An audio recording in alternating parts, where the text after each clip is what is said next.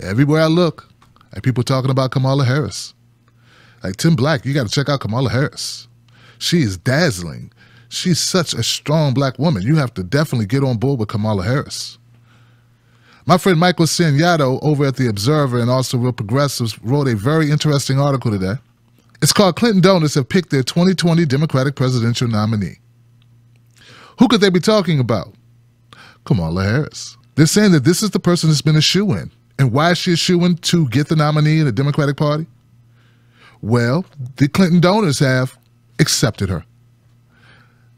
She's part of the establishment. They want Kamala Harris. And it's sort of a twofer because she's also black, or she looks black, and she's got money, and they support her, and she's a Democrat, and that's everything you need.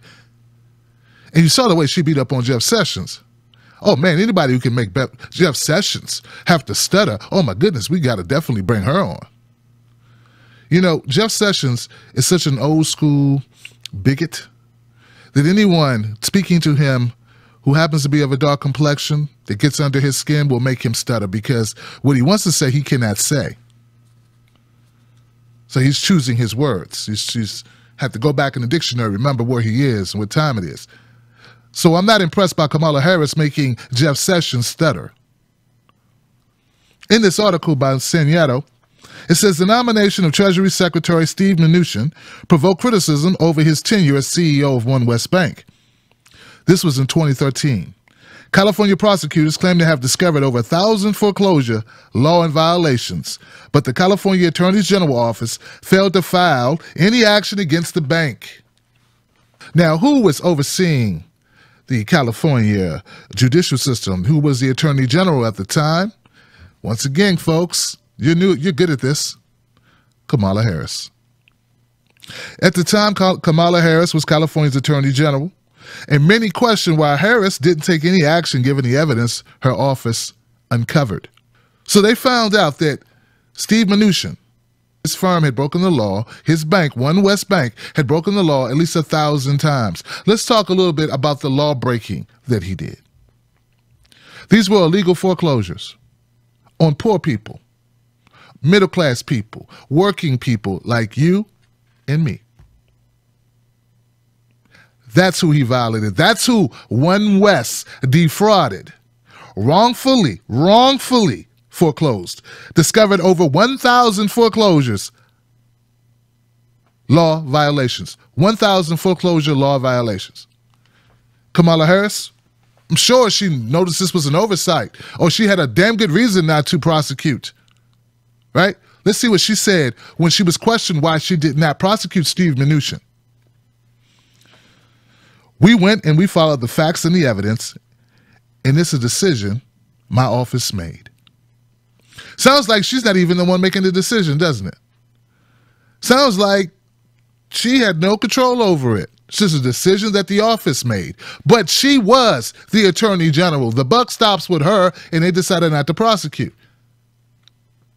Harris's vague defense is insufficient.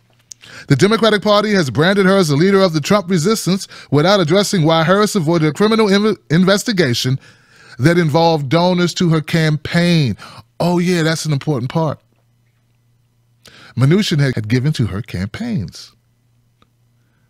She was the only Democrat he gave money to. You know, putting money where it needs to be put in order, in case you ever have a rainy day, you got somebody in your pocket. This is why I say identity politics don't matter to me. I could care less about it. Not interested. What I'm interested in, are you fighting for the people or not?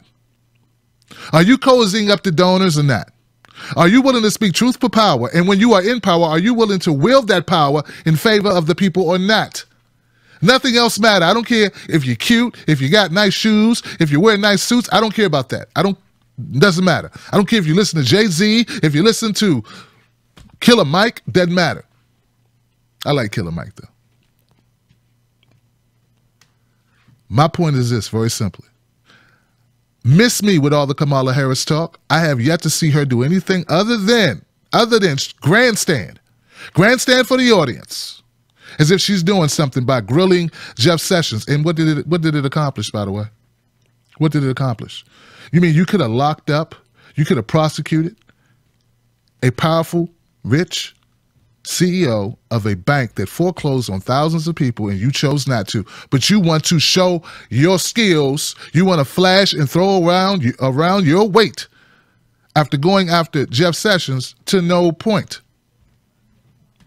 And see, we clap for the wrong things. We get excited about the wrong things. I want to know what she's done for poor people. I bet if we look underneath her closet, we will find lots of instances where she could have helped poor people, but she didn't. Show me that information, and don't tell me how she's the rising star. Show me why she should be the rising star, other than she's been handpicked by the establishment. And everything I've seen here, Kamala Harris is just another neoliberal shield for the establishment. We don't need more of those. And if you choose that, Democrats, look, I already told you. If it's not a progressive, someone from the left who has real policies that will impact poor people, black people, the working class people of America, you will lose again. Just because she's a woman does not mean she'll get votes. Just because she's black does not mean she'll get votes. Sorry, that train left the station with Obama. We're going to need some tangible proof that this woman will fight for us. And if you don't have that, well, then the L is what you will get. Send your hate mail and your suggestions to tim@timblacktv.com. And now we're going to close with a word from Michael Signato. He says, any politician that doesn't hold corporate and special interests accountable only results in more corruption. Exactly.